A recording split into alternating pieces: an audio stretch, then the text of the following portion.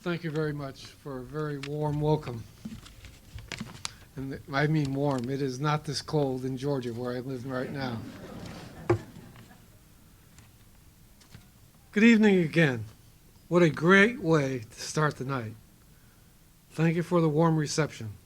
First of all, I'd like to thank Bob Hines, President of the Bristol Sports Hall of Fame, directors, members of the board, the selection committee, Bob Kula, Chairman, and particularly Pat Parente, who has guided me in the preparation for this great evening. Thanks, Pat. Also, I'd like to introduce my wife and friend of 36 years, Joan. I think she's back there. Okay.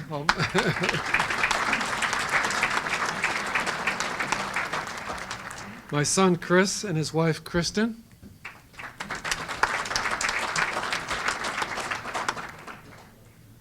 And two beautiful grandchildren, Stephen and Sophie.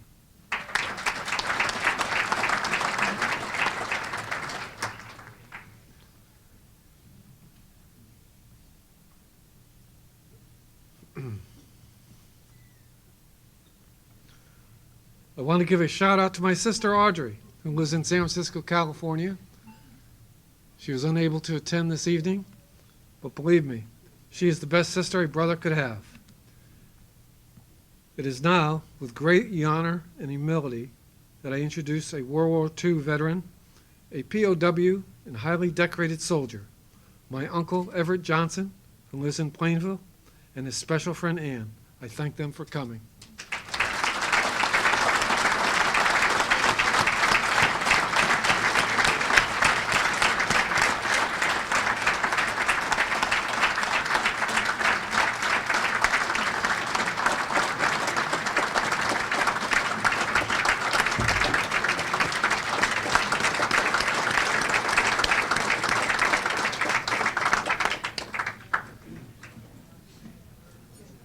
Thinking of this night brought to mind many different thoughts. It's a great feeling to come back to Bristol, where I was born and raised. I realized it's not the touchdowns, it's not the tackles, it's not the blocks, not the distance of the discus, but it's about the people who influenced me and helped me with my sports passions and successes in football. These are the people I would like to recognize and say thank you. Number one, my physical and mental abilities were given to me by God. Without His help, I would not be here tonight. My interest in sports started on the Federal Green. At the time, there was no midget or organized football in Bristol. We would meet at the Green. Tom O'Brien, Jim Belageron, Paul Lincoln, Jim and Fred Lee, Jeff Page, and anyone we could round up. We didn't have too many takers. I was in the 6th grade at Thomas Patterson School.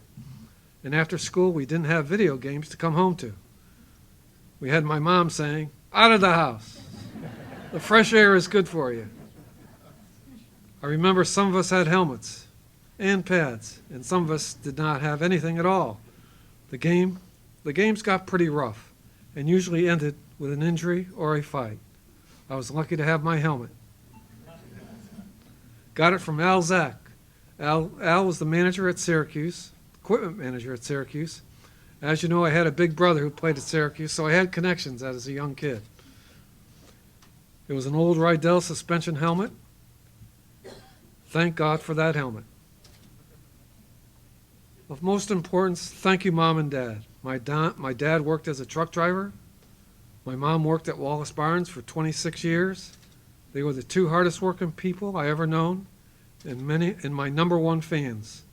They showed me that hard work and giving 100% would be rewarding. It was. I received a scholarship to Syracuse University. In fact, it was my mom's first plane trip to LA, Los Angeles, to see me play against UCLA. It was a thrill to share this exciting time with my folks, who had been there for me all the way. I can remember my father, my uncles, Coach Gerber, all knocking on my dorm door at 6 a.m. on a Saturday morning after leaving Bristol at 1 or 2 in the morning. Coach Gerber had a Friday night game. My dad finished his late Friday night deliveries. They all did what they had to do to make that Saturday afternoon game at Syracuse Archbold Stadium. Boy, were they exhausted. What a great team I had rooting for me. If only they knew there was support and love to me. It was the reason and force behind my game. I had to do well. I needed a reason for them to come back and see me play some more. I remember South Side and Patterson School, Miss Blackall, Miss French. I'll never forget that ruler on the hand. To top it off, what was I thinking? I told my mom, ouch, big mistake. She said, good, you probably deserved it. I have to admit it was probably well earned. Thanks to all my teachers, I grew appreciative of discipline and understanding of right and wrong.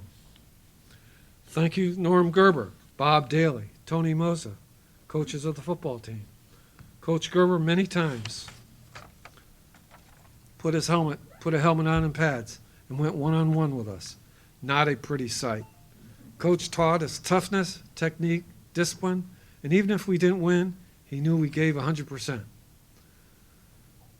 When you have a brother who is 10 years older and is a high achiever, he's always first in everything. I was lucky. He taught me toughness. He is the definition of the word. I have not known anyone else who has taken the game with so much seriousness. At times, it was difficult. At times, it was difficult. Comparisons just made me work harder. I looked up to him. He was my influence to get to the college level and follow in his footsteps at Syracuse. Thank you, Al. I finally made it to the Bristol Hall of Fame. I wish he was here this morning, but I think he's stuck in the snow. He still lives in Canada.